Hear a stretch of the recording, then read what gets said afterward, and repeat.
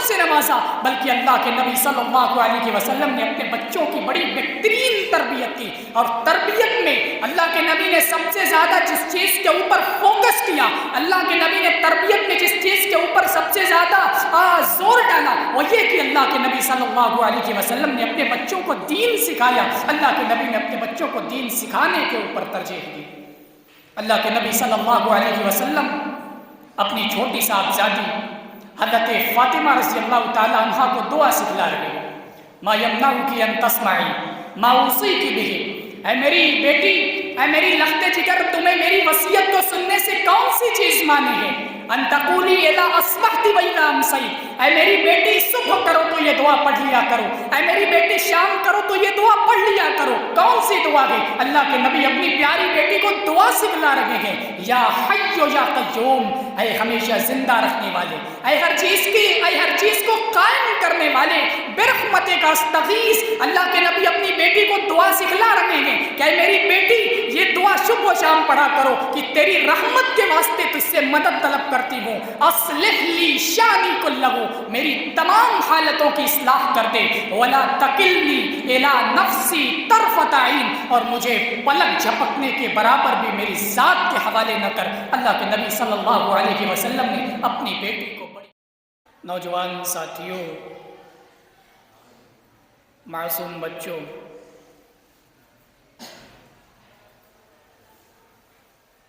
امبا نئی بستی بجرڈیہا کی اس مسجد پر منعقد یہ دینی اور اصلاحی اجلاس، سب سے قبل میں اللہ تبارک و تعالیٰ سے دعا کروں گا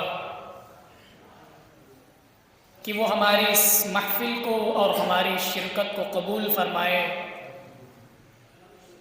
اور جو بھی باتیں کتاب و سنت کے مطابق کہی جائیں، کہنے والے کو اور سننے والوں کو عمل کی توفیق دے۔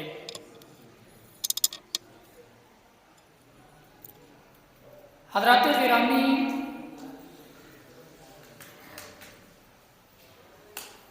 اس دنیا کے اندر انسان مختلف مراحل اور مختلف ادوار سے گزرتا ہے۔ اس کی زندگی کا آغاز کسی کے بیٹے کی شکل میں ہوتا ہے، تو آگے چل کر وہ کسی کا بھائی بنتا ہے۔ مرور زمانہ پھر اسے کسی کا شوہر بناتا ہے، اور زندگی کے تیزی سے گزرتے شام و سحر پھر اسے کسی کا باپ بناتے ہیں۔ اور زندگی کے ہر موڑ اور ہر لمحے میں، ہر مرحلے میں شریعت اسلامیہ کی جانب سے ایک ذمہ داری اس کے اوپر عائد ہوتی ہے، اور ذمہ داریوں کی الگ الگ کیٹیگریاں ہیں۔ باپ کی صورت میں ذمہ داری الگ، بیٹے کی صورت میں ذمہ داری الگ، شوہر کی صورت میں ذمہ داری الگ۔ الغرض ہر مرحلے اور ہر دور میں ایک الگ ذمہ داری اس کے اوپر عائد ہوتی ہے۔ انتم سندیش واہک آخری نبی صلی اللہ علیہ وسلم کو بھی زندگی کے ان مختلف حالات اور ان مختلف ادوار سے گزرنا پڑا۔ آپ بھی کسی کے بیٹے تھے، آپ بھی کسی کے شوہر بنے، اور آگے چل کر آپ بھی کسی کے باپ بنے۔ اور قرآن کہتا ہے کہ لَقَدْ كَانَ لَكُمْ فِي رَسُولِ اللَّهِ أُسْوَةٌ حَسَنَةٌ، کہ نبی اکرم صلی اللہ علیہ وسلم کی زندگی ہمارے لیے بہترین آئیڈیل کی حیثیت رکھتی گئی۔ نبی اکرم صلی اللہ علیہ وسلم ہمارے لیے ایک بہترین نمونہ کی حیثیت رکھتے گئے۔ آپ صلی اللہ علیہ وسلم ہمارے لیے رول ماڈل ہیں۔ آپ کی زندگی کا ہر لمحہ ہمارے لیے آئیڈیل کی حیثیت رکھتا ہے۔ اللہ کے نبی صلی اللہ علیہ وسلم نے بیٹے کا ایک الگ رول نبھایا، اللہ کے نبی نے شوہر کا ایک الگ کردار ادا کیا، اللہ کے نبی نے باپ کا ایک الگ رول نبھایا۔ آج کے اس پروگرام کے اندر میری تقریر کا جو عنوان ہوگا وہ یہ کہ نبی اکرم صلی اللہ علیہ وسلم کی سیرت ایک باپ کی حیثیت سے کیا تھی، اللہ کے نبی نے ایک باپ کا کردار کیسے ادا کیا، اسی تعلق سے کچھ باتیں آپ حضرات کے سامنے رکھی جائیں گے انشاءاللہ۔ حضرات گرامی، ہر باپ کو اپنی اولاد سے پیار ہوتا ہے۔ اولاد اور والدین کا یہ رشتہ یہ خالص محبت کے اوپر مبنی ہوتا ہے۔ اس رشتے کے اندر ایک ایسی محبت ہوتی ہے جس کے اندر کوئی ملاوٹ نہیں ہوتی، جس کے اندر کسی طریقے کی کوئی ملاوٹ نہیں ہوتی، بلکہ یہ رشتہ خالص محبت کے اوپر مبنی ہوتا ہے۔ اس رشتے کے اندر جو محبت ہوتی ہے وہ بڑی خالص اور پیور محبت ہوتی ہے۔ ایک باپ کا اور ایک بیٹے کا رشتہ یہ محبتوں کا رشتہ ہوتا ہے، یہ پیار و الفت کا رشتہ ہوتا ہے۔ نبی اکرم صلی اللہ علیہ وسلم کو اپنی اولاد سے بڑی غایت درجہ کی محبت تھی۔ اللہ کے نبی اپنے بچوں سے بڑا لاڈ پیار کیا کرتے تھے۔ صحیح بخاری کی روایت کے اندر آتا ہے اللہ کے نبی صلی اللہ علیہ وسلم کے بیٹے حضرت ابراہیم کی طبیعت خراب ہوئی۔ اللہ کے نبی کو اطلاع دی جاتی ہے۔ اللہ کے نبی اپنے بیٹے کی عیادت کے لیے، اپنے بیٹے کی تیمارداری کے لیے ابو سیف لوہار جو ان کا رضائی باپ تھا، اللہ کے نبی ابو سیف لوہار کے گھر جاتے ہیں۔ بچے کی طبیعت خراب ہے، تھوڑی دیر کے بعد اللہ کے نبی جب دوبارہ اپنے بچے کے پاس جاتے ہیں تو حضرت ابراہیم کا انتقال ہو رہا ہے۔ حضرت ابراہیم دم توڑ رہے ہیں۔ ایک باپ کی نگاہوں کے سامنے اس کا لاڈلا بیٹا، اس کا اکلوتا بیٹا دم توڑ رہا ہے۔ ایک نبی کی حیثیت سے نہیں بلکہ ایک باپ کی حیثیت سے دیکھیے، ایک شفیق باپ کی حیثیت سے دیکھیے جس کی نگاہوں کے سامنے اس کا بیٹا دم توڑ رہا ہو۔ ایک باپ کہاں تک ضبط کر سکتا؟ اللہ کے نبی صلی اللہ علیہ وسلم کی آنکھوں میں آنسو آ گئے۔ اللہ کے نبی صلی اللہ علیہ وسلم رو پڑے۔ ساتھ میں حضرت عبد الرحمن بن عوف کہنے لگے وانت یا رسول اللہ، اے اللہ کے نبی آپ رو رہے ہیں، اے اللہ کے نبی آپ لوگوں کو صبر کی تلقین کرتے ہیں، اے اللہ کے نبی آپ لوگوں کو صبر کرنے کا حکم دیتے ہیں، آپ کی آنکھوں میں آنسو، اے اللہ کے نبی آپ بے صبری کا مظاہرہ کر رہے ہیں۔ اللہ کے نبی صلی اللہ علیہ وسلم حضرت عبد الرحمن بن عوف کی بات کو سنتے ہیں تو کہتے ہیں یا ابن عوف انہا رحمہ، اے عبد الرحمن بن عوف یہ آنسو نہیں، یہ رحمت ہیں۔ اور اللہ کے نبی نے فرمایا ان العین تدمع، آنکھیں اشکبار ہیں، والقلب یحزن، دل غمزدہ ہے، ولا نقول الا ما یرضی ربنا، لیکن ایسی حالت میں ہم وہی بات کہیں گے جس سے ہمارا رب راضی ہو۔ وَإِنَّا بِفِرَاقِكَ يَا إِبْرَاهِيمُ لَمَحْزُونٌ، اور ابراہیم ہم تیری جدائی کے اوپر غمزدہ ہیں، اے ابراہیم ہم تیری جدائی کے اوپر، اے ابراہیم ہمیں تیری جدائی کا غم ہے، اے ابراہیم ہم تیری جدائی کے اوپر غمگین ہیں۔ اللہ کے نبی کو اپنے بچے سے اتنی محبت تھی۔ صحیح بخاری کی ایک دوسری روایت کے اندر آتا ہے اللہ کے نبی صلی اللہ علیہ وسلم اپنی لاڈلی بیٹی حضرت فاطمہ رضی اللہ تعالی عنہا کے بارے میں فرماتے ہیں فاطمہ تو بضعۃ منی، فاطمہ میرے جگر کا ٹکڑا ہے، فاطمہ میرے جسم کا حصہ ہے، فمن اغضبها اغضبنی، جس نے اسے ناراض کیا، جس نے اسے رلایا، اس نے گویا کہ مجھے ناراض کیا، اس نے گویا کہ مجھے رلایا۔ دنیا کہتی ہے اولاد کو حد سے زیادہ لاڈ پیار تو اولاد بگڑ جاتی ہے، لیکن اللہ کے نبی صلی اللہ علیہ وسلم نے اپنے بچوں کے ساتھ نہ صرف پیار و الفت کا رشتہ رکھا، اللہ کے نبی نے اپنے بچوں کو نہ صرف پیار و محبت سے نوازا بلکہ اللہ کے نبی صلی اللہ علیہ وسلم نے اپنے بچوں کی بڑی بہترین تربیت کی۔ اور تربیت میں اللہ کے نبی نے سب سے زیادہ جس چیز کے اوپر فوکس کیا، اللہ کے نبی نے تربیت میں جس چیز کے اوپر سب سے زیادہ زور ڈالا وہ یہ کہ اللہ کے نبی صلی اللہ علیہ وسلم نے اپنے بچوں کو دین سکھایا۔ اللہ کے نبی نے اپنے بچوں کو دین سکھانے کے اوپر ترجیح دی۔ اللہ کے نبی صلی اللہ علیہ وسلم اپنی چھوٹی صاحبزادی حضرت فاطمہ رضی اللہ تعالی عنہا کو دعا سکھلا رہے ہیں ما یمنعک ان تسمعی ما اوصیک بہ، اے میری بیٹی، اے میری لخت جگر، تمہیں میری وصیت کو سننے سے کون سی چیز مانی ہے؟ ان تقولی اذا اصبحت و اذا امسیت، اے میری بیٹی صبح کرو تو یہ دعا پڑھ لیا کرو، اے میری بیٹی شام کرو تو یہ دعا پڑھ لیا کرو۔ کون سی دعا ہے. اللہ کے نبی اپنی پیاری بیٹی کو دعا سکھلا رہے ہیں, یا حی یا قیوم, اے ہمیشہ زندہ رکھنے والے, اے ہر چیز کو قائم کرنے والے, برحمتک استغیث. اللہ کے نبی اپنی بیٹی کو دعا سکھلا رہے ہیں کہ اے میری بیٹی, یہ دعا صبح و شام پڑھا کرو کہ تیری رحمت کے واسطے تجھ سے مدد طلب کرتی ہوں. اصلح لی شانی کلہ, میری تمام حالتوں کی اصلاح کر دے. ولا تکلنی الی نفسی طرفۃ عین, اور مجھے پلک جھپکنے کے برابر بھی میری ذات کے حوالے نہ کر. اللہ کے نبی صلی اللہ علیہ وسلم نے اپنی بیٹی کو بڑی پیاری دعا سکھلائی. اللہ کے نبی صلی اللہ علیہ وسلم نے ایک باپ کا کردار ادا کیا تو اس طریقے سے ادا کیا کہ اللہ کے نبی نے اپنے بچوں کو دین سکھایا. مشکات المصابیح کتاب الدعوات میں صحیح مسلم کے حوالے سے درج یہ حدیث کے راوی حضرت ابو ہریرہ رضی اللہ تعالیٰ عنہ, وہ کہتے ہیں جاءت فاطمۃ الی النبی صلی اللہ علیہ وسلم تسألہ خادمہ. اللہ کے نبی صلی اللہ علیہ وسلم کی بیٹی حضرت فاطمہ رضی اللہ تعالیٰ عنہ اللہ کے نبی کے پاس آتی ہیں, اور کس چیز کے لیے آتی ہیں؟ اللہ کے نبی سے خادم کا سوال کرتی ہے, غلام کا سوال کرتے ہیں.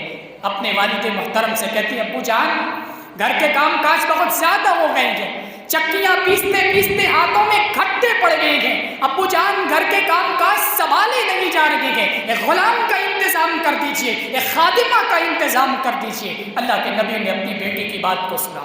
اپنی بیٹی سے اللہ کے نبی کہتے ہیں, الا ادلک الا ما هو خیر لک من خادم, اے میری بیٹی کیا میں تمہیں وہ چیز نہ بتاؤں جو تمہارے لیے غلام سے, جو تمہارے لیے خادم سے بہتر ہو.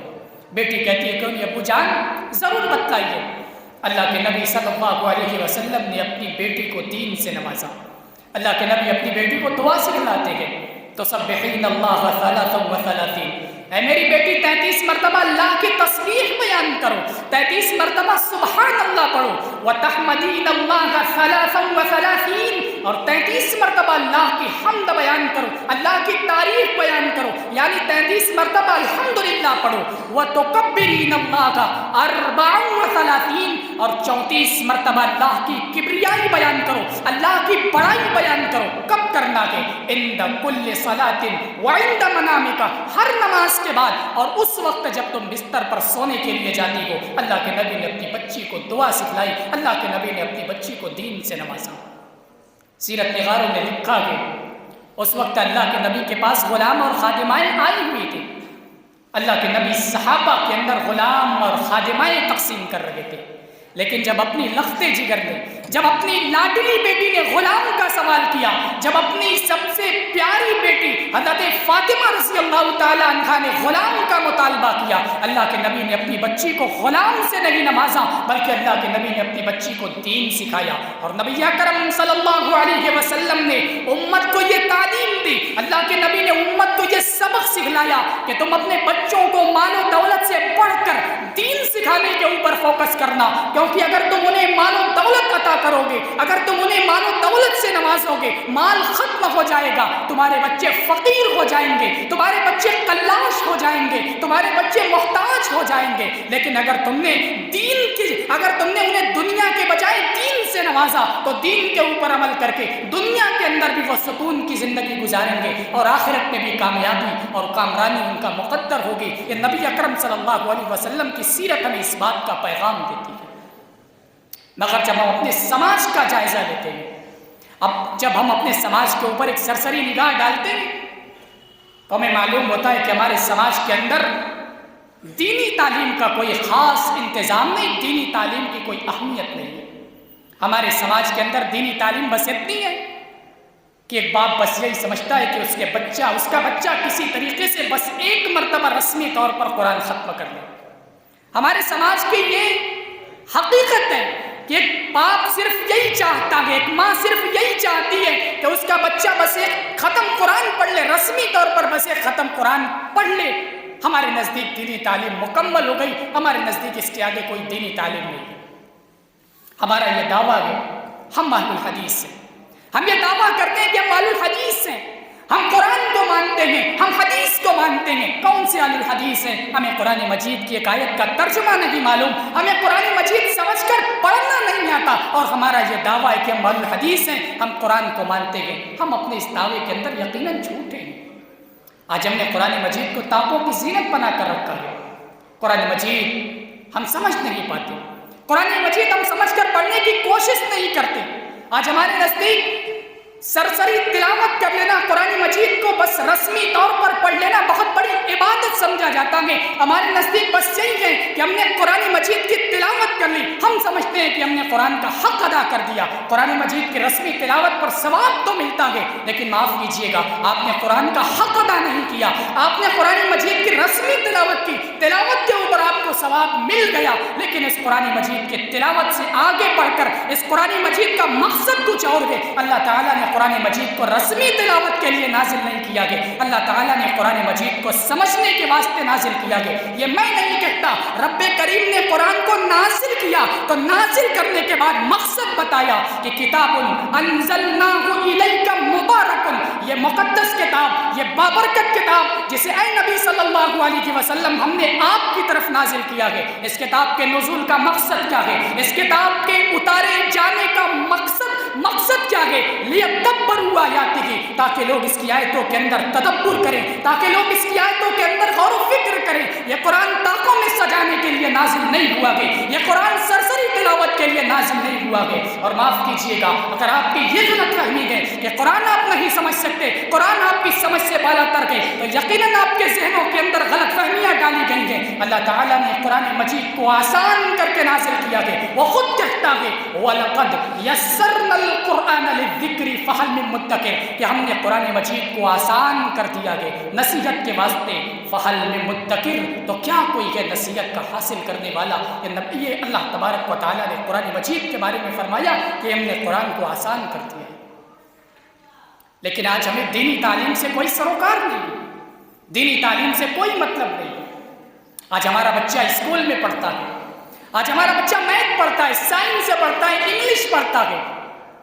پڑھنا چاہیے، دور حاضر کا تقاضا ہے، آپ پڑھیے، منع نہیں کیا جا رہا، لیکن اگر آپ کا بچہ انگلش میں کمزور ہے، آپ اس کے لیے ٹیوشن کا انتظام کرتے ہیں، آپ اس کے لیے ٹیوٹر کا انتظام کرتے ہیں، ایک ٹیوشن ماسٹر آتا ہے، آپ کے بچے کے لیول کو مضبوط بنانے کی کوشش کرتا ہے، اس کے لیول کے اونچا کرتا ہے۔ وہ اگر کمزور ہے آپ پیسہ خرچ کرتے ہیں، اس کے لیول کو مضبوط بنانے کے لیے آپ پیسے خرچ کرتے ہیں، لیکن انصاف کے ساتھ بتائیے، اپنے دل پر ہاتھ رکھ کر بتائیے، آپ نے قرآن مجید کو سیکھنے کے لیے، آپ نے قرآن مجید کو سمجھنے کے لیے اپنی جیب سے آج تک کتنا پیسہ خرچ کیا ہے؟ آپ نے اپنی اولاد کو اب تک قرآن کتنا سکھایا ہے؟ آپ نے دینی تعلیم کے لیے آج تک کتنا پیسہ خرچ کیا؟ کیا آپ کے نزدیک قرآن مجید اتنی بے ویلیو کتاب بن چکی ہے کہ آپ دنیاوی تعلیم کے لیے پیسے خرچ کر سکتے ہیں، لیکن دینی تعلیم کو سیکھنے کے لیے، قرآن کو سیکھنے کے لیے آپ کی جیب سے ایک پیسہ بھی نہیں نکلتا؟ حضرات گرامی، نبی اکرم صلی اللہ علیہ وسلم کی سیرت تو ہمیں یہ پیغام دیتی ہے کہ ایک باپ اگر اپنا کردار نبھائے تو سب سے پہلے وہ دینی تعلیم کے اوپر فوکس کرے۔ آج ہمارے سماج میں اگر کوئی شخص انگلش کا کوئی ورڈ بولے، انگلش کا کوئی پروناؤنسیشن اس کی زبان سے غلط ادا ہو جائے، لوگ مذاق بناتے ہیں کہ اس کو انگلش نہیں آتی۔ ہم قرآن کے کتنے الفاظ اور قرآن کتنا غلط پڑھتے ہیں، کوئی افسوس نہیں۔ انگلش کا ایک ورڈ اگر ہم سے غلط ادا ہو جائے، لوگ مذاق اڑاتے ہیں کہ اس کو انگلش نہیں آتی۔ آج ہمیں قرآن پڑھنا نہیں آتا، آج ہمیں مخارج کی تمیز نہیں، آج ہمیں قرآن مجید کے قواعد نہیں معلوم، کہاں مد بڑا کرنا ہے، کہاں چھوٹا مت کرنا ہے، کہاں پر پڑھنا ہے، کہاں باریک کرنا ہے، کہاں گننا کرنا ہے۔ ہمیں قرآن مجید کے قواعد سے کوئی مطلب نہیں، لیکن انگلش کا کوئی ورڈ اگر کوئی غلط بول دے تو ہم مزہ لینے پر اتارو ہو جاتے ہیں کہ اس کو انگلش نہیں آتی۔ آپ کے نزدیک قرآن مجید سے بڑھ کر ایک انگلش لینگویج ہو چکی ہے، آپ نے انگلش کو اتنی اہمیت دی ہے، آپ قرآن مجید کو اہمیت نہیں دے رہے۔ نبی اکرم کی سیرت تو اس بات کا پیغام دیتی ہے کہ آپ اپنے بچوں کو دین سکھائیں، قرآن مجید کی تعلیم سے نوازیں۔ نبی اکرم کی سیرت ایک باپ کی حیثیت سے یہ بھی تھی کہ اللہ کے نبی صلی اللہ علیہ وسلم نے اپنی اولاد کو یوں ہی بے یار و مددگار نہیں چھوڑا۔ اللہ کے نبی اپنی اولاد کے تعلق سے سترک رکھتے تھے، اللہ کے نبی اپنی اولاد کے تعلق سے ساودھان رکھتے تھے، جاگرک رہتے تھے۔ کہیں ایسا تو نہیں کہ میرے بچے غلط کر رہے ہیں، کہیں ایسا تو نہیں کہ میرے بچے غلط راستے پر جا رہے ہیں، کہیں ایسا تو نہیں کہ میرے بچے کسی غلط سنگت میں، کسی غلط کے ساتھ کسی غلط یار کے ساتھ پڑ گئے ہو. اللہ کے نبی صلی اللہ علیہ وسلم کی سیرت ہمیں یہ پیغام دیتی ہے. صحیح البخاری کتاب الزکاة کی روایت، حدیث کے راوی حضرت ابو ہریرہ رضی اللہ تعالیٰ عنہ کہتے ہیں اخذ الحسن بن علی تمرۃ من تمر الصدقہ. حضرت حسن بن علی رضی اللہ تعالیٰ عنہ کون تھے؟ اللہ کے نبی صلی اللہ علیہ وسلم کے نواسے، حضرت فاطمہ رضی اللہ تعالیٰ عنہا کے صاحبزادے. اللہ کے نبی صلی اللہ علیہ وسلم کے اس نواسے نے صدقہ کی کھجور اپنے ہاتھ میں لی. بچوں کی عادت ہوتی ہے، کوئی بھی چیز ان کے ہاتھ میں ہوتی ہے چاہے وہ کھانے والی ہو یا نہ ہو، بچے وہ چیز اپنے منہ میں ڈال لیتے ہیں. حضرت حسن بن علی رضی اللہ تعالیٰ عنہ نے صدقہ کی وہ کھجور لی، فجعلها فی فیہ، اور صدقہ کی وہ کھجور اپنے منہ میں ڈال لی. اللہ کے نبی صلی اللہ علیہ وسلم وہیں پر موجود تھے. فقال النبی صلی اللہ علیہ وسلم کخ کخ. اللہ کے نبی صلی اللہ علیہ وسلم نے اپنے بچے کو منع فرمائی. وہ کھجور بچے کے منہ سے باہر نکالی اور کہا اما شعرت انا لا ناکل الصدقہ. اے میرے بیٹے کیا تجھے نہیں معلوم ہم صدقہ نہیں کھاتے؟ اے میرے بیٹے کیا تجھے نہیں معلوم ہم صدقہ نہیں کھاتے؟ صدقہ ہمارے لیے جائز نہیں ہے. نبی کی یہ سیرت ہمیں یہ پیغام دیتی ہے کہ ایک بچہ راہ راستے سے بھٹک سکتا ہے، ایک بچہ غلط راستے پر جا سکتا ہے، ایک بچہ گناہوں کے راستے پر جا سکتا ہے، گناہ کے کام کر سکتا ہے. تو گھر کے سرپرست کی یہ ذمہ داری بنتی ہے، گھر کے سرپرست کی اور ایک باپ کی یہ ذمہ داری بنتی ہے کہ اگر اس کے بچے غلط راستے پر چلے جائیں، اگر اس کے بچے غلط کام کرنے لگ جائیں، اگر اس کے بچے گناہوں کے اندر ملوث ہو جائیں، تو ایک باپ کی سب سے بڑی یہ ذمہ داری ہے کہ وہ اپنے بچے کو غلط راستے سے روکنے کی کوشش کرے، اپنے بچے کو اس غلط کام سے منع کرے، اپنے بچے کی گناہوں کی طرف بڑھتے ہوئے قدم کے اوپر لگام لگانے کی کوشش کرے، بیڑیاں ڈالنے کی کوشش کرے، اپنے بچے کو نیکی کے راستے کی طرف واپس لائے. یہ نبی کی سیرت ہمیں پیغام دیتی ہے. اور نبی اکرم صلی اللہ علیہ وسلم کے تربیت یافتہ صحابہ اپنے بچوں کی تربیت کیسے کیا کرتے تھے؟ حضرت عمر فاروق رضی اللہ تعالیٰ عنہ خلیفہ وقت ہیں، بازار معائنے کے لیے جاتے ہیں، دیکھتے ہیں کہ ایک موٹا فربا اونٹ بک رہا ہے. پوچھتے ہیں اونٹ کس کا ہے؟ بتایا جاتا ہے کہ اونٹ آپ ہی کے بیٹے حضرت عبداللہ بن عمر کا ہے. حضرت عمر کو بڑی حیرت ہوتی ہے. آج کے وقت کا باپ ہوتا تو بڑا خوش ہوتا کہ ارے میرے بچے کے پاس اتنی قیمتی سامان، میرے بچے کے پاس اتنی قیمتی چیزیں، میرا بچہ اتنا بڑا بن گیا. لیکن حضرت عمر کو بڑی حیرت ہوئی، اپنے بچے کو بلایا اور پوچھا عبداللہ اونٹ تمہارے پاس کہاں سے آیا؟ حضرت عبداللہ بن عمر کہتے ابو جان اونٹ کو خریدا تھا، سرکاری چراگاہ میں چرنے کے لیے چھوڑ دیا، اب جب یہ اونٹ موٹا فربا ہو گیا تو اسے بیچ کر قیمت حاصل کرنا چاہتا ہوں. حضرت عمر فاروق رضی اللہ عنہ نے اپنے بچے کی بات کو سنا تو کہنے لگے اے میرے بیٹے اس اونٹ پر تمہارا اتنا ہی حق ہے جتنی قیمت کے اندر تم نے اونٹ کو خریدا تھا. حضرت عبداللہ بن عمر رضی اللہ عنہ کو بڑی حیرت ہوئی، کہنے لگے ابو جان ایسا کیوں؟ اونٹ میں نے خریدا تھا، اونٹ کو میں نے سرکاری چراگاہ میں چرایا ہے، اونٹ کو میں نے کسی کی ملکیت میں نہیں چرایا بلکہ میں نے اسے سرکاری چراگاہ میں چرایا ہے. سرکاری زمین سے استفادہ اٹھانا میرا حق بنتا ہے، رعایا میں بھی آتا ہوں، سرکاری زمین سے فائدہ اٹھانا میرا حق بنتا ہے. ابو جان میں نے اسے سرکاری زمین میں میں نے اسے سرکاری چراگاہ میں چرایا ہے.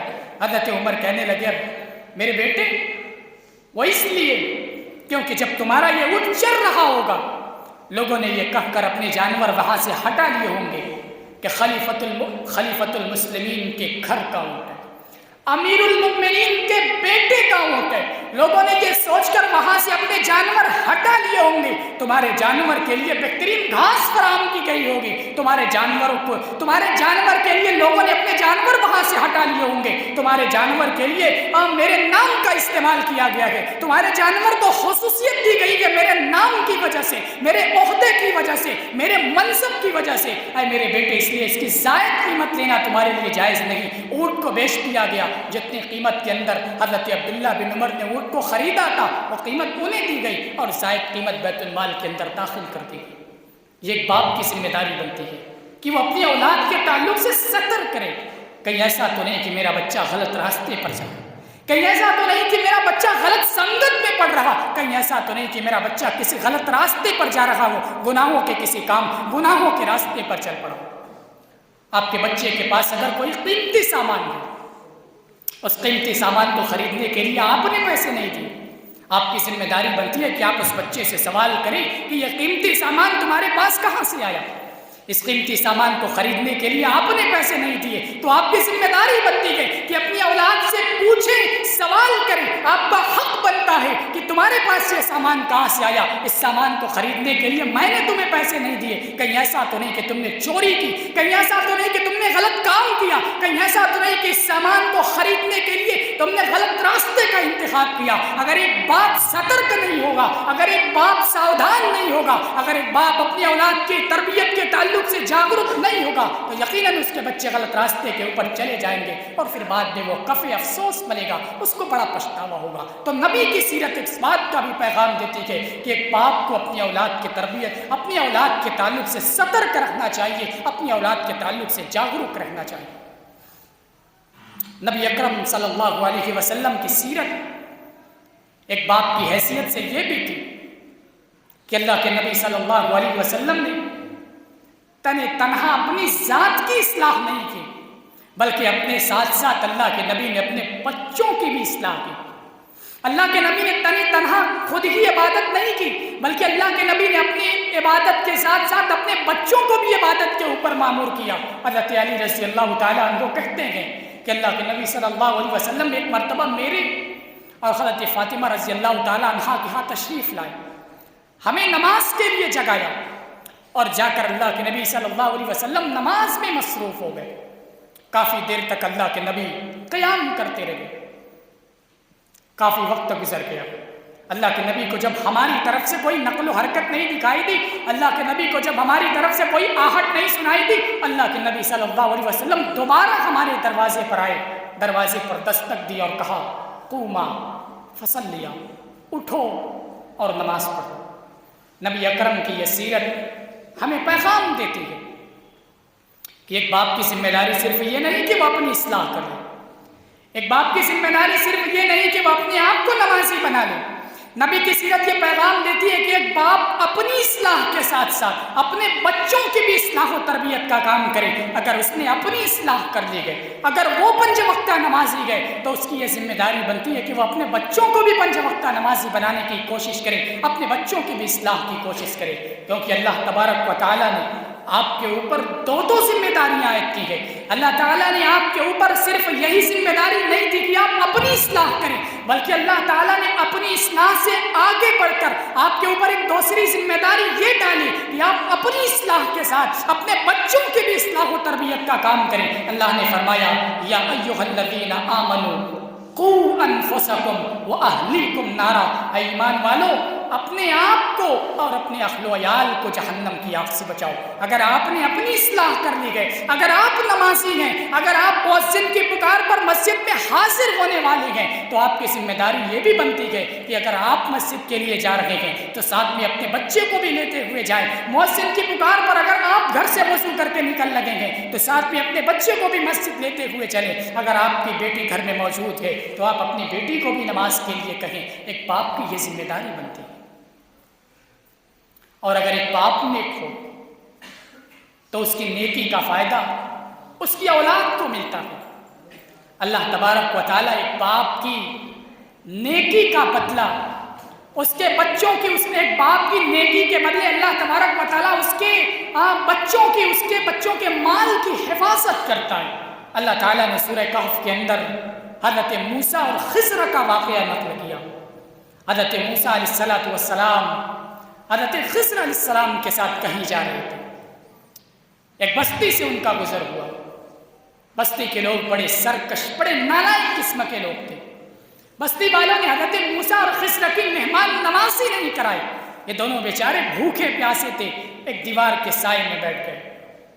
حضرت خضر علیہ السلام نے ایک دیوار کو دیکھا، فوجدا فیہا جدارا یرید ان ینقض، حضرت خضر علیہ السلام نے ایک دیوار کو دیکھا جو قریب تھا کہ گر پڑے. حضرت خضر علیہ السلام کو اللہ تعالیٰ نے معجزاتی طور پر قوت سے نوازا تھا. ایک الگ قسم کی طاقت ان کے پاس تھی. انہوں نے ایک جھٹکے میں اس دیوار کو سیدھا کر دیا.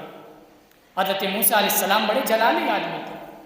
حضرت خضر کو ایسا کرتے دیکھا تو کہنے لگے اے خضر، یہ بستی کے لوگ، یہ سرکش، یہ نالائق لوگ، انہوں نے ہمارے ساتھ بڑا غلط سلوک کیا.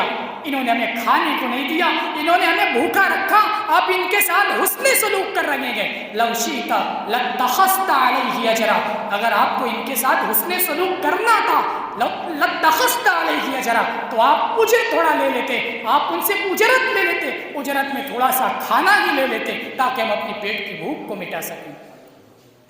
حضرت موسیٰ علیہ السلام اور حضرت خضر علیہ السلام کے درمیان ایگریمنٹ تھا، ایک معاہدہ تھا کہ حضرت موسیٰ علیہ السلام کی حضرت خضر علیہ السلام جو بھی کام کریں گے حضرت موسیٰ علیہ السلام کو دخل اندازی کا کوئی حق نہیں ہوگا. اور یہ تیسرا موقع تھا جب حضرت موسیٰ علیہ السلام نے دخل اندازی کی تھی. حضرت خضر نے کہا ھذا فراق بینی و بینک، کہ یہ اب ہمارے درمیان جدائی کا وقت ہے، یہ اب ہمارے الگ ہونے کا وقت ہے. اور حضرت خضر علیہ السلام نے علت بیان کی، وجہ بتائی کہ دیوار کیوں سیدھی کی. کہا کہ وَأَمَّا الْجِدَارُ فَكَانَ لِغُلَامَيْنِ يَتِيمَيْنِ فِي الْمَدِينَةِ، کہا کہ دیوار شہر کے دو یتیم بچوں کی تھی. وَكَانَ تَحْتَهُ كَنْزٌ لَهُمَا، اور اس دیوار کے نیچے ان یتیم بچوں کا خزانہ چھپا ہوا تھا. فَأَرَادَ رَبُّكَ أَن يَبْلُغَا أَشُدَّهُمَا وَيَسْتَخْرِجَا كَنْزَهُمَا، تو تمہارے رب نے یہ چاہا کہ جب یہ بچے جوان ہو جائیں، سن بلوغت کو پہنچ جائیں، تو بلوغت کو پہنچ جانے کے بعد یہ بچے اپنا خزانہ حاصل کر لیں. اے موسیٰ رحمتا من ربک وما فعلتہ عن امری، یہ کام میں نے تیرے رب کی رحمت سے کیا، یہ کام میں نے اپنی طرف سے نہیں کیا، یہ کام میں نے تمہارے رب کی جانب سے کیا گیا. ذالک تاویل ما لم تستطع علیہ صبرا، اے موسیٰ یہ ان کاموں کی تعویل ہے، یہ ان کاموں کی تعویل ہے جس کے بارے میں آپ کو صبر نہیں ہو سکا تھا. حضرت عبداللہ بن عباس سے آیت کریمہ کی تفسیر میں فرماتے ہیں کانا ابوہما صالحا، ان یتیم بچوں کا باپ بڑا نیک آدمی تھا. اللہ تعالیٰ نے ان یتیم بچوں کے مال کی حفاظت ان کے باپ کی کسی نیکی کی ان یتیم بچوں کی کسی نیکی کی بنا پر نہیں کی تھی، بلکہ اللہ تعالیٰ نے ان یتیم بچوں کے مال کی حفاظت ان کے باپ بھی اعمال صالحہ کی بنا پر کی تھی. ان کا باپ بڑا نیک آدمی تھا اور ان کے باپ کی نیکی کے بدلے اللہ تعالیٰ نے اس نیک آدمی کے بچوں کی، اس نیک آدمی کے یتیم بچوں کے مال کی اللہ تبارک و تعالیٰ نے حفاظت فرمائی. تو ایک باپ اگر نیک ہو تو اس کی اولاد کا فائدہ، تو اس کی اعمال صالحہ کا فائدہ اللہ تبارک و تعالیٰ اس کی اولاد کو دیتا ہے، اس کے مال و دولت کی حفاظت کرتا ہے، اس کی اولاد کی حفاظت کرتا ہے. اور اللہ تعالیٰ کیسے حفاظت کرتا ہے؟ اندازہ لگائیے کہ اللہ تعالیٰ نے 2 نبیوں کو کام پر لگا دیا، اللہ تعالیٰ نے 2 نبیوں کو کام پر مامور کر دیا. اگر آپ اپنی چاہتے ہیں کہ آپ کے بچے نیک بنیں تو آپ کی یہ ذمہ داری بنتی ہے کہ سب سے پہلے آپ اپنی اصلاح کریں. اگر ایک باپ بے نمازی ہوگا تو پھر اس کا بچہ نماز نہیں پڑھ سکتا. باپ کا عکس ایک بچے کے اندر اترتا ہے. اگر ایک باپ دیر رات تک باہر گھومنے والا ہوگا تو اس کا بچہ بھی دیر رات تک باہر بیٹھے گا.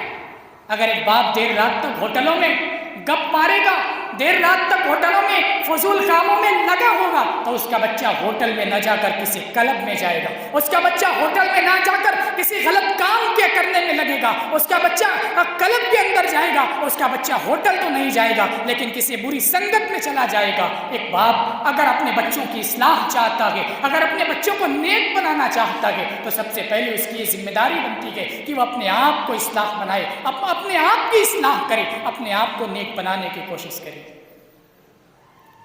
اور ساتھ ہی ساتھ ایک ماں کی بھی یہ ذمہ داری بنتی ہے کہ وہ بھی اپنے آپ کی اصلاح کرے. ایک بچی بھی اسی وقت نماز کے لیے کھڑی ہوگی جب وہ اپنی ماں کو نماز کے لیے دیکھے گی. ایک بچی بھی اسی وقت نماز پڑھے گی جب اپنی ماں کو نماز پڑھتا ہوا دیکھے گی۔ اگر اس کی ماں گھر میں نماز نہیں پڑھے گی، اگر اس کی ماں نماز کے اوقات میں گھر کے کاموں کے اندر لگی ہوگی، تو ظاہر سی بات ہے وہ بچی اپنی ماں کو دیکھتے ہوئے بڑی ہوگی، اس بچی کے اندر بھی نماز کی کوئی اہمیت نہیں ہوگی، وہ بچی بھی نماز کی اہمیت سے غافل ہوگی، وہ بچی بھی نماز نہیں پڑھے گی۔ ظاہر سی بات ہے ماں کا اثر بچی کے اوپر ضرور پڑے گا۔ تو بحیثیت سرپرست ذمہ داری بنتی ہے کہ اگر آپ اپنے بچوں کو نیک بنانا چاہتے ہیں تو سب سے پہلے آپ اپنی اصلاح کریں اور اپنی اصلاح کے ساتھ ساتھ اپنے بچوں کی اصلاح کی کوشش کریں۔ آج بہت سارے والدین یہ کہتے ہیں کہ ہمارے بچے بگڑ گئے، ہم نے انہیں چھوڑ دیا ہے، اللہ مالک۔ ذرا تصور کیجیے آپ کا بچہ بیمار پڑتا ہے، اس کو ٹائیفائڈ بخار ہوتا ہے، اس کو ملیریا بخار ہوتا ہے، آپ اس بچے کو اللہ کے بھروسے نہیں چھوڑتے، آپ اس بچے کا علاج کرتے ہیں، اس کا بہترین ٹریٹمنٹ کراتے ہیں، اس بچے کا بہترین علاج کراتے ہیں، آپ اس بچے کو یوں ہی نہیں چھوڑتے، تو پھر اس بچے کو آپ کیسے چھوڑ سکتے ہیں؟ جو بچہ گمراہی کے راستے پر چلا جائے، جو بچہ گمراہی کی راہ پر چل پڑے، آپ اس بچے کو بھی نہیں چھوڑ سکتے۔ آپ کی یہ ذمہ داری بنتی ہے کہ آپ اس بچے کی اصلاح کی کوشش کریں۔ نبی اکرم صلی اللہ علیہ وسلم کی سیرت ایک باپ کی حیثیت سے یہ بھی تھی کہ اللہ کے نبی صلی اللہ علیہ وسلم نے اپنے بچوں کے دلوں میں آخرت کے خوف کو بٹھایا۔ اللہ کے نبی نے اپنے بچوں کے دلوں میں آخرت کا خوف بٹھایا۔ اللہ کے نبی اپنے بچوں کو آخرت کے تعلق سے آگاہ کیا کرتے تھے۔ اپنی چھوٹی بیٹی حضرت فاطمہ رضی اللہ تعالی عنہا کو مخاطب کر کے اللہ کے نبی کہتے ہیں کہ اے میری بیٹی فاطمہ بنت محمد، سلینی من مالی ما شئتی، تجھے دنیا کے اندر جو چاہیے اپنے باپ سے مانگ لے، لا اغنی عنک من اللہ شیئا، قیامت کے دن تیرا یہ باپ تیرے کسی کام نہیں آئے گا۔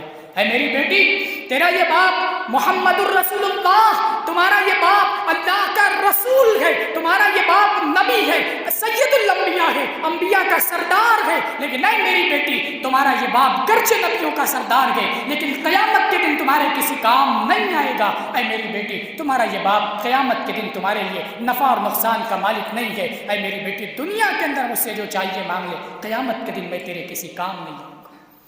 نبی کی سیرت ایک باپ کو پیغام دیتی ہے کہ اسے بھی چاہیے کہ وہ اپنی اولاد کے دل میں آخرت کے خوف کو بٹھائے، اسے چاہیے کہ وہ اپنے بچے کو سمجھائے کہ دنیا کے اندر تجھے اپنے باپ کے نام پر کوئی عہدہ مل سکتا ہے، دنیا کے اندر تجھے اپنے باپ کے نام پر کوئی منصب مل سکتا ہے۔ تمہارا باپ دنیا کے اندر حاجی صاحب ہے، تمہارا باپ دنیا کے اندر سیٹھ جی کے نام سے جانا جاتا ہے، دنیا کے اندر سیٹھ جی کے نام پر تجھے کوئی عہدہ مل سکتا ہے، دنیا کے اندر حاجی صاحب کے نام پر تجھے کوئی عہدہ مل سکتا ہے، کوئی خصوصیت مل سکتی ہے، کوئی منصب مل سکتا ہے، لیکن اے میرے بیٹے، قیامت کے دن تیرا یہ باپ تجھے پہچاننے سے انکار کر دے گا۔ یوم یفر المرء من اخیہ وامہ وابیہ کا وہ عالم ہوگا۔ ایک باپ، ایک انسان اپنے باپ سے دور بھاگے گا، اپنی ماں سے دور بھاگے گا، اس دن کوئی رشتہ کام نہیں آئے گا۔ ایک باپ کو چاہیے کہ اپنے اولاد کے دل میں آخرت کے خوف کو بٹھائے کہ تمہارا باپ دنیا تک تمہارا باپ ہے، قیامت کے دن یہ باپ تمہارے نفع اور نقصان کا مالک نہیں رکھے گا۔ تو یہ تھی چند باتیں جو نبی اکرم صلی اللہ علیہ وسلم کی سیرت کے تعلق سے تھی۔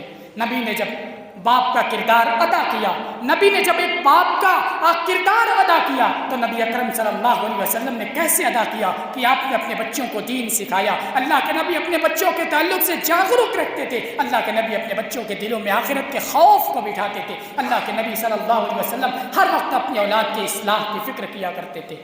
ضرورت اس بات کی ہے کہ اگر آپ ایک باپ کا کردار ادا کر رہے ہیں، اگر آپ کے اوپر اس بات کی ذمہ داری ڈالی گئی ہے کہ آپ کسی گھر کے سرپرست ہیں، آپ کسی بچوں کے باپ ہیں، تو آپ کی یہ ذمہ داری بنتی ہے کہ آپ نبی کی سیرت کو دیکھیں، نبی کی سیرت کو سامنے رکھیں، نبی صلی اللہ علیہ وسلم کی سیرت کو دیکھتے ہوئے آپ اپنا کردار ادا کریں۔ اور یاد رکھیے گا کہ صرف بچوں کا پیدا کر لینا ہی صرف بچوں کا پیدا کر لینا ہی کافی نہیں، صرف باپ بن جانا ہی کافی نہیں، بلکہ ان بچوں کی بہترین تربیت کرنا، ان بچوں کو اعلیٰ تعلیم سے نوازنا، ان بچوں کو بہترین اخلاق سکھانا، تب آپ ایک باپ کہے، وہ صحیح معنوں میں تب آپ ایک باپ کہے جانے کے حقدار ہیں۔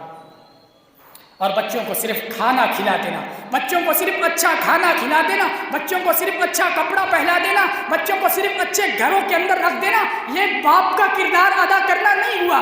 اگر آپ یہ سمجھتے ہیں کہ آپ نے اپنے بچوں کو بہترین کھانا کھلا دیا، آپ نے اپنے بچے کے لیے بہترین کپڑا فراہم کر دیا، آپ نے اپنے بچے کے لیے بہترین گھر دے دیا، اگر آپ اسے باپ کا کردار ادا کرنا سمجھتے ہیں تو معاف کیجیے گا، آپ میں اور جانوروں میں کوئی فرق نہیں۔ ایک معصوم سی چڑیا بھی اپنے بچوں کے لیے دانے کا انتظام کر لیتی ہے، ایک معصوم سی چڑیا اپنے بچے کے لیے گھونسلے کا انتظام کر لیتی ہے، ایک معصوم سی چڑیا اپنے بچے کے لیے کھانے کا انتظام کر لیتی ہے۔ اگر وہ چڑیا کر سکتی ہے تو پھر آپ نے کیا تو کون سی بڑی بات کی؟